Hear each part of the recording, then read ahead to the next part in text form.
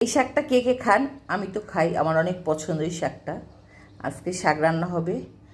আম কাটা হয়েছে। আজকের কি করা হবে? আজকে আবার হবে। আচ্ছা, চাল ভিজিয়েছি।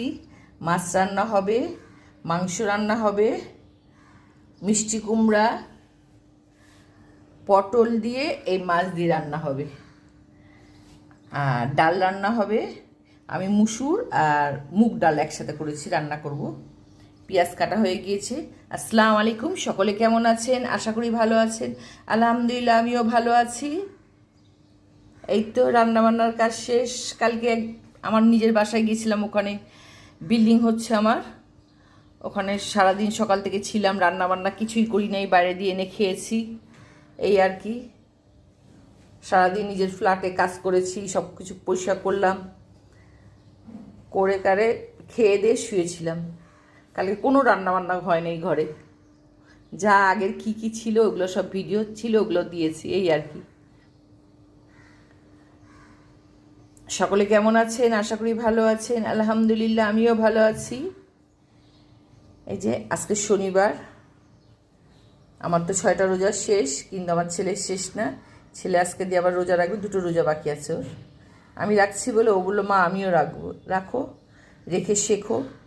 না শিখালে বাচ্চাদের শেখে না, সবচেয়ে বড় কথা শিখাতে লাগে বাচ্চাদের।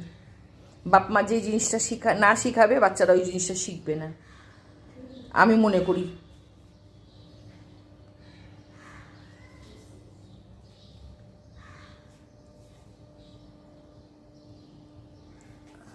আমি সবসময় চেষ্টা করি আমার ছেলেকে কিছু শিখাবার, শিখুক।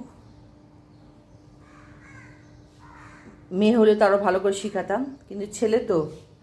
তারপর যতটুকু পরে আমার কথা অনেক শোনে, আলহামদুলিল্লাহ। যেটাই বলবো এটাই শুনবে।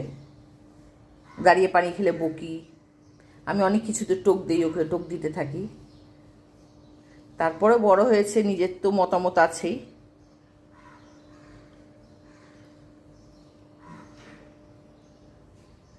ভালো থাকবেন, সুস্থ থাকবেন সকলে। সকলের জন্য দোয়া ও শুভকামনা রইল। আমার জন্য সবাই দোয়া করবেন। এই যে লাইক কমেন্ট করবেন, ধাক্কাধাক্কি করবেন না। ভিডিও আমি সবাইটা লাইক কমেন্ট করি, আমারটা আপনারা লাইক কমেন্ট করেন না, আমি জানি।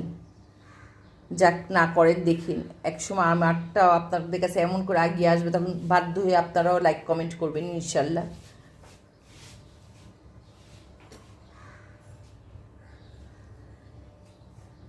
আমটা কি করবো আজকে জানেন? কেটেছি, ফ্রিজে রেখে দেবো, ডালে দেওয়ার জন্য। আমটা পেকে যাচ্ছে, ফ্রিজে